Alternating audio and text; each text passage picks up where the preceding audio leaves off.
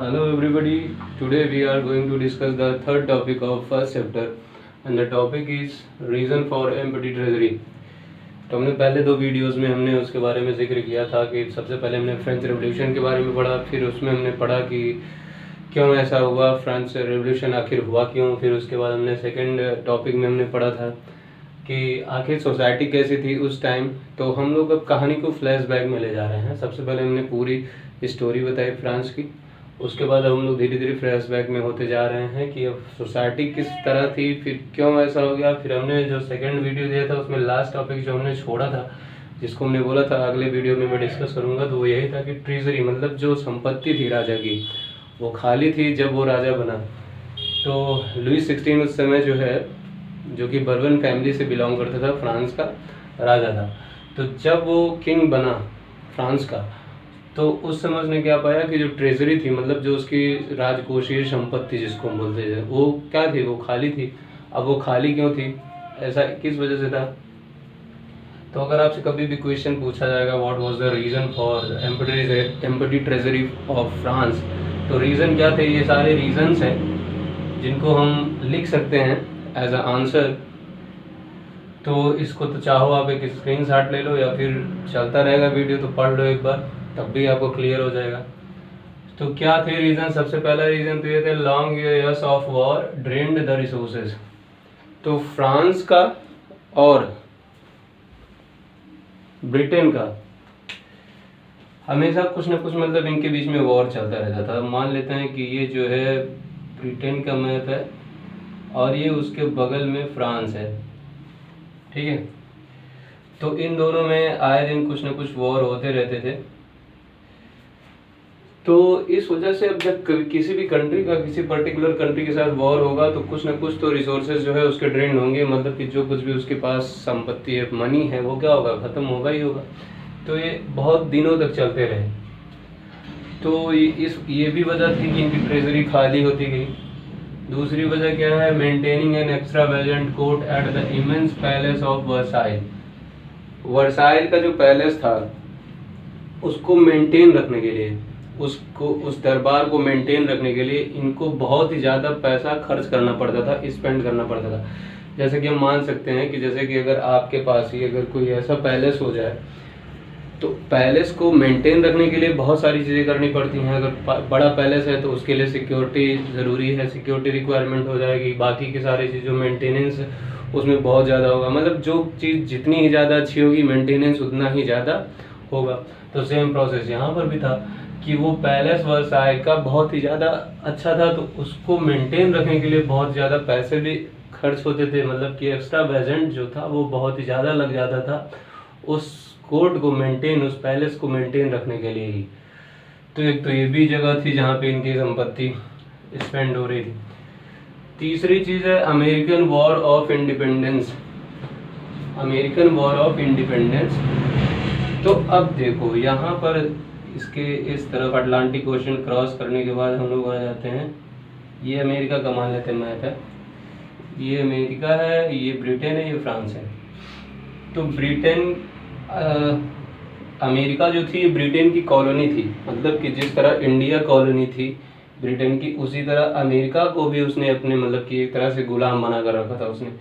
तो अमेरिका भी कॉलोनी थी। तो ये दोनों तो पहले से ही एक दूसरे के दुश्मन है, मतलब इनमें जो है ये दोनों पहले से ही आपस में एनिमी हैं ये दोनों। तो ये भी एक तरह से क्या होगा, ब्रिटेन का ये भी एक तरह से शत्रु ही होगा ना, किसका, ब्रिटेन का। तो फ्रांस का भी एनिमी ब्रिटेन और अमेरिका का भी एनिमी ब्रिटेन। तो ये दोनों क्या करेंगे, ये दोनों आपस में मिल जाएंगे। तो इस वजह से जब अमेरिका अपने इंडिपेंडेंस के लिए लड़ाई लड़ रहा था, किससे, ब्रिटेन से, तो फ्रांस ने क्या किया, फ्रांस ने अमेरिका की हेल्प करनी चाहिए कि अगर मैं अमेरिका की हेल्प करूंगा तो जिससे क्या होगा कि ब्रिटेन से भी मेरा कुछ न कुछ मतलब एक तरह से रिवेंज जो होता है वो निकलता रहेगा।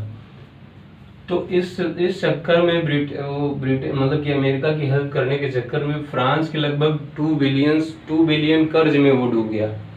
मतलब कि पैसों के थ्रू वो हेल्प करता था अमेरिका की, हाँ तुम लड़ाई लड़ो, हम तुम्हारी हेल्प कर रहे हैं। तो इस चक्कर में जो उनकी जो वहाँ की जो करेंसी लीवर्स, तो 2 बिलियन लीवर्स में ये कर्ज में डूब गए। अब वो कर्ज कहाँ से लेंगे? जितनी भी अदर यूरोपियन कंट्रीज थी तो उनके बैंकों के थ्रू जो लोन लिए जाते थे हाई इंटरेस्ट पर, तो हाई इंटरेस्ट पर वो लोन लेते थे और उसके थ्रू ये अमेरिका की हेल्प करते थे। तो large amount was spent on paying taxes. तो इसमें जो है जो भी लोन उन्होंने लिया तो उसका बहुत सारा अमाउंट जो है जो बैंकों को जिस इंटरेस्ट पर उन्होंने लोन लिया तो उसी को पे करने में ही चला जाता था। तो इस वजह से भी इनकी ट्रेजरी खाली होती गई। तीसरी चीज, regular expenses, army, court, government officers और यूनिवर्सिटीज। एक ये भी चीज था कि जो इनके कंट्री के जो रेगुलर एक्सपेंसेस थे, मतलब जिन पर खर्च होना ही होना है, आर्मी पर, मतलब फ्रांस की आर्मी पर खर्च तो होना ही होना है, कोर्ट जितने भी वहाँ की मतलब दरबार वगैरह रहेंगे उन पे, गवर्नमेंट ऑफिसर जितने भी सरकारी ऑफिस रहे होंगे सब पर खर्चा होना है, यूनिवर्सिटीज़ मतलब जितने भी विश्वविद्यालय वगैरह रहे होंगे, जितने भी कॉलेजेस वगैरह रहे होंगे, सभी जगहों पर इनके एक्सपेंसेस तो होने ही होने हैं। फिर ये सारी चीज़ें हो रही हैं तो अब ये क्या करें? तो इस वजह से उन्होंने जो है कि सारे टैक्स का जो प्रेशर था वो थर्ड स्टेट पर डाल दिया। थर्ड स्टेट का मतलब क्या? हमने फर्स्ट स्टेट सेकंड स्टेट के बारे में बात की थी और उसमें हमने 2 टैक्सेस के बारे में भी डिस्कस किया था, टैथीज एंड टैलीज। तो टैथीज कौन सा था? टैथीज उस तरह का टैक्स था जो कि चर्च के फादर होते थे वो इम्पोज करते थे थर्ड स्टेट के मेंबर पर, और उसका 1/10 जो था टोटल प्रोडक्शन का वो अपने पास रखते थे। और जो टैली था वो डायरेक्ट मतलब कि जो राजा होता था वही उन पर इम्पोज कर देता था थर्ड स्टेट के मेंबर पर। तो टैली और टैथीज में ये डिफरेंस है। तो उस तरह का मतलब टैक्स था जो थर्ड स्टेट मेंबर पर इम्पोज किया गया। अब एक तरह से क्या किया गया कि सारे जो ये खर्चे हो रहे हैं ये किए जा रहे हैं रूलर्स, मतलब कि जो वहाँ का रूलर है लुई 16, और लेकिन वो टैक्स किस पर इम्पोज किए जा रहे हैं? किस पर? थर्ड स्टेट के मेंबर पर। थर्ड स्टेट के मेंबर कौन कौन से? वही सब हैं जो बहुत ही गरीब हैं और बहुत ही लोअर कैटेगरी से आते हैं। तो उन पर अगर टैक्स इम्पोज कर दिया जाएगा तो वो कहाँ से मतलब टैक्स पे कर पाएंगे? तो इस वजह से जो है एक ये तो खाली हो गया, ये मतलब खाली था ही उसका, इसी वजह से जो है थर्ड स्टेट के मेंबर से टैक्स ले रहा था। तो ये भी एक रीज़न था जो फ्रेंच रेवोल्यूशन हुआ।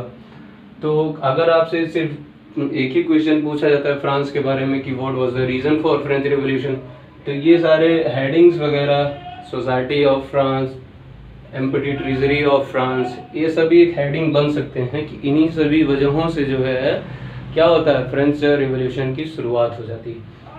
तो आगे एक और टॉपिक है, हम लोग उसको आगे डिस्कस करेंगे।